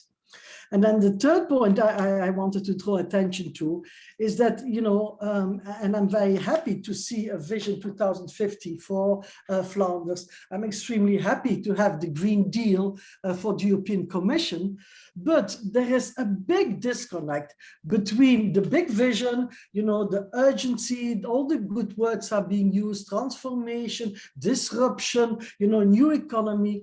But then at the end of the day, if you really look at the legal, the day-to-day legal action and policy action, then we go back in very sectoral, very detailed, but not transformational approaches. And so I think that we need to try to bridge this gap between the vision we have for Europe, the vision we have for Flanders, and what we actually do at a day-to-day level in order to make this bridge between the vision and the day-to-day policy making. And in this regard, I just would like to make 3 suggestions for what they are worth. But from the perspective where I'm sitting now and where, I'm, for example, helping the North Rhine-Westphalian government to do this diversification of their industry, move away from the heavy industry and really go into the new economy. And I would like just to make 3 suggestions. And the first one is, I think maybe the most important one is education, education, education. I hear Walter saying that indeed, we want to go to education 0.2, but when I was looking at the Flemish government and the decisions in the last year about education and the curricula, it was still very traditional. In our assessment, we feel that, what we teach has to change and how we teach has to change. And what we teach has to change drastically, not a bit. We all now have, our knowledge in this little telephone of us. So of course we need to learn to read and to write, but we need to learn as much computational science as an equal level playing field, maybe, as reading and writing. We learn to know how algorithms work, how computers work. We need to know about artificial intelligence. We need to know about blockchain, about metaverse. There's so many things people should really use. Recent studies have shown that although everybody uses a computer, very, very few people understand, in fact, what it is. But even more important, it's not knowledge anymore that is so important. We need to learn social and emotional intelligence. We need to learn how to become good citizens. We need to learn how to build judgment. We need to learn how to build character. We need to learn how to navigate the virtual world. And so there are tools to do this one. And again, for example, I'm very glad to see in the Flemish government that you are introducing artificial intelligence assisted learning in 400 schools, but it's too slow. If you see what's happening in China, which is really the leader in artificial intelligence personalized learning, where every single student is really getting through IE supported teaching that is adapted to its specific needs and capabilities. And in that way, you can really direct your teaching to individual students much more effective than what is happening now. There are lots of tools available that help us in this digital transition. And I think if we are not very quickly adopt our educational system towards the digital age and rapidly changing world, we come to a situation where we will not achieve the SDGs, but even more importantly, where in fact Europe and Flanders will not be able to be on par with the innovation and the technological developments which are happening. A second major point is indeed addressing this gap between vision and day-to-day policy making. And I just want to draw your attention to some of the work the Finnish Parliament for the Committee of the Future is doing, where in fact they have taken the SDGs and look for every single SDGs, which are the 100 technologies that are really going to impact onto these SDGs. And what are then the institutional skills changes we need to have? What are the skill changes? And it's amazing to see how, in fact, what we learn, what we teach, what we are, will have to change drastically. So if we are not really, preparing us for a future, not 50 years ago, a future 10 years ago, and we are not preparing our students and our workforce for this one, I think we will have a big problem. The European Commission has done excellent work in making road mapping, very effective road mapping. They are leading in the UN, a major programming on road mapping for the SDGs. But I often have this impression that this methodology is not used in Europe itself, because it's very concrete where they say, okay, you have education for all. How are we going to do this one? What are the technologies? What is the costing? What are the concrete roadmaps to achieve this one? And I think if we would translate our vision into doable, economically feasible and affordable, socially acceptable and environmentally sound roadmaps, we would have a much more proactive approach to achieving the SDGs. And the last point I want to make is this whole idea which is floating around in Europe, but maybe not implemented enough, this idea of moonshots. When I look at the plans, they are step by step. And of course, this is true. You are very right that the social acceptance, the social cohesion is a really major issue. And people are aversive to change. They don't like to take risk. But on the other hand, we must identify a number of specific areas, economic sectors, where we can make this transformational drastic change and make it happen to show that a new future is possible. I have been one of the very few positive aspects of the COVID was to really see how quick a society can change and how quickly we all move towards a certain direction. I think there should be the same in a number of areas, and I would like to propose just very quickly three areas. The first is the textile sector. The textile sector, a traditional sector in Flanders, is in fact a sector which is giving an incredible economic, environmental burden. 20% of all the wastewater, 9% of all the greenhouse gases, 8% of all the microfibers in the oceans, and 150 billion kilograms of waste every year, 20 kilograms for every single person on this planet. And we can change it. We can make plastic that is biodegradable and recyclable. Not the plastic we use now is not biodegradable, but we can change it. So for this, the government has to take some actions. The government have to provide subsidies, because otherwise you can never compete with the bad plastics. The government has to provide legally obligations for tagging, so that they don't say your clothing is sustainable, but in fact it's only sustainable for 5%. And the government have really also to change the definition of biodegradable. The consumer has to change and really demand for sustainable clothing and transparent tagging of the clothing, and of course the producers. But it's within reach, we can do it. The same applies for the food system. I think we will see a tremendous change in the food system. And I read in the Flemish plans that, of course, they want to change the agriculture. Well, just take all the cows and the pigs and everything out of it, and start really using either proteins derived from plants, or proteins derived from cells, or proteins derived from precision fermentation. And then all at once you get a totally different vision on how in fact we can change our meat production in a way that will be as tasty as before, but which will really take a big burden from the whole environmental field. And the last moonshot I would like to bring your attention, and luckily I don't think Europe is really playing a game, but I'm 100% sure it's going to come, is the carbon capture and use. We will not solve our climate problem without addressing negative emissions. The technology for carbon is now existing. And luckily, again, Europe is not the player. We don't have any of the big companies which are really focusing on the carbon capture. And then but the whole use, where we can build from carbon, we can build buildings, we can build roads, we can build chemicals, we can do so many things. But carbon is a building block. So we have enough carbon. In fact, we have too much carbon. Look what is happening now in the UK, with the CO2, which the carbon which are missing, which is in fact funny, realizing that in fact the technology is there. So if we would imagine that we move to a carbon-based economy where we extract the carbon from the air and then by processes that exist already, Audi has cars driving on carbon fuel, we can build bricks out of carbon. By processes that exist already, really start building, the economy of the future. So that's, I think, my plea for this webinar. Very happy with the direction it is going, and at the European level and at the Flemish level.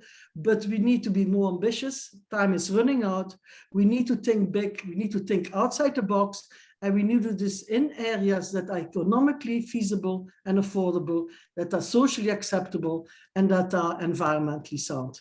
Thank you, Peter, for giving me the opportunity to make some reflections on where we stand at this moment in time. Thank you so much, Veerle, for those very concrete suggestions and reflections.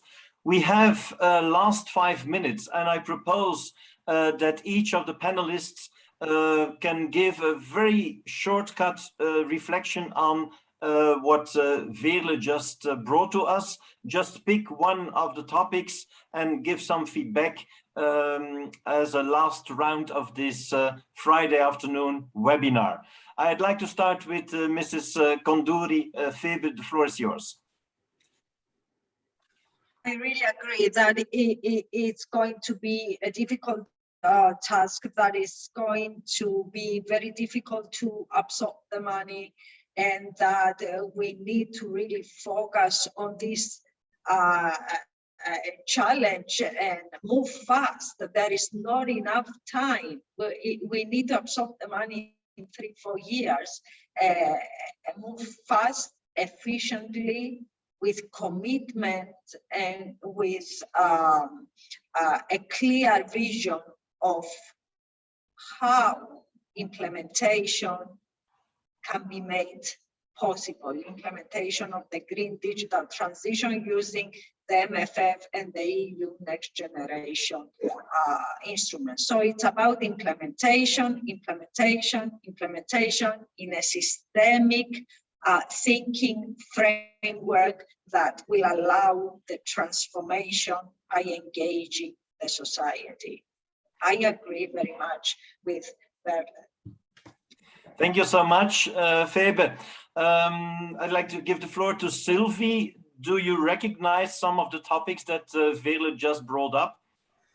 Absolutely. I really believe it's all, and as Febe just said, it's all about commitment, action starting now, giving us the ability to do things and engage everyone to deliver and to be really pragmatic in what we do. And time is running, and really speed will be important. Thank you so much. Last but not least, Wouter, as you know, this is a webinar to connect European Union ideas and initiatives with the Flemish region. So last reflections are for the Flemish administration. So can you give some last feedback on what you just heard from Veerle and during this webinar? Thank you.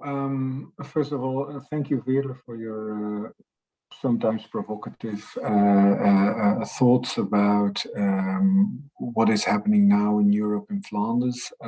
I think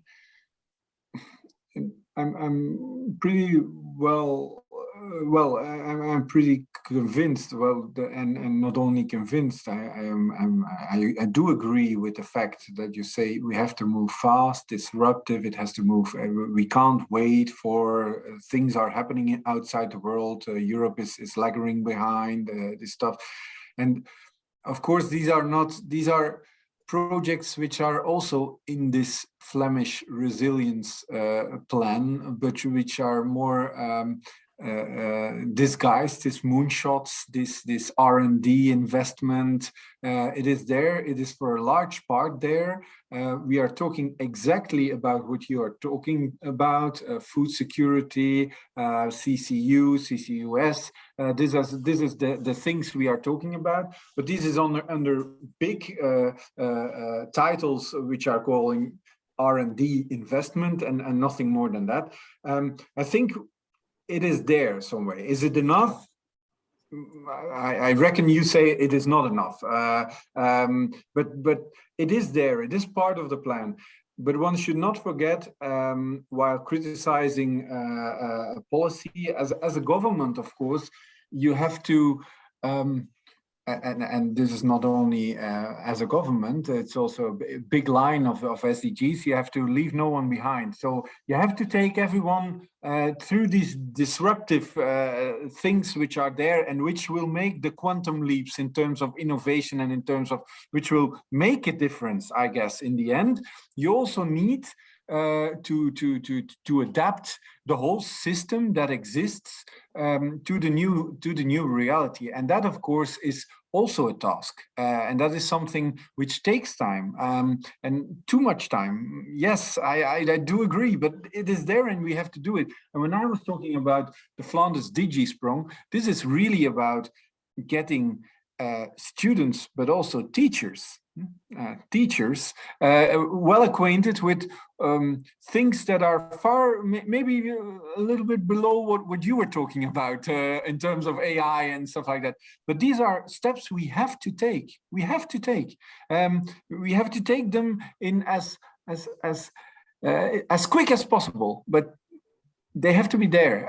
Otherwise, we will lose, and then someone will. And the whole idea of leave no one behind. It is nothing about leave no one behind. Is about the world and about developing states and more developed countries. But it's also real in a region, like in every region, that there's and on very different levels. When you talk digitally, it's about different people who are potentially left behind than when you are talking about climate. So that is a whole. That is very important to take that into account, to not forget the disruptive side. And I fully agree. I fully agree. We should invest and we should not only invest in R&D but also in the implementation of. And I'm very worried because the valley of death where you were referring to, that's very real, and that's something which we have. But I think. Our Department of Economy and Science and our agency of entrepreneurships and innovation are doing big things there, are doing very important things there. But at the same time, we need to have everyone in this new era, and this is it's a tremendous task. And we were talking about billions, but it will cost trillions. So there we go. That's our task, and that's what we do, and that's what we will do, and we will continue to do in the next months, years, and decades. Thank you so much for this final round. A lot of ideas, a lot of interaction, even on an online platform. Thank you so much to be with us. I'd like to share last two slides to close this this webinar. So first of all, we'd like to promote an initiative of Regions 4. The leading role of regions in raising ambitions for adaptation and resilience, the 8th of November. also online.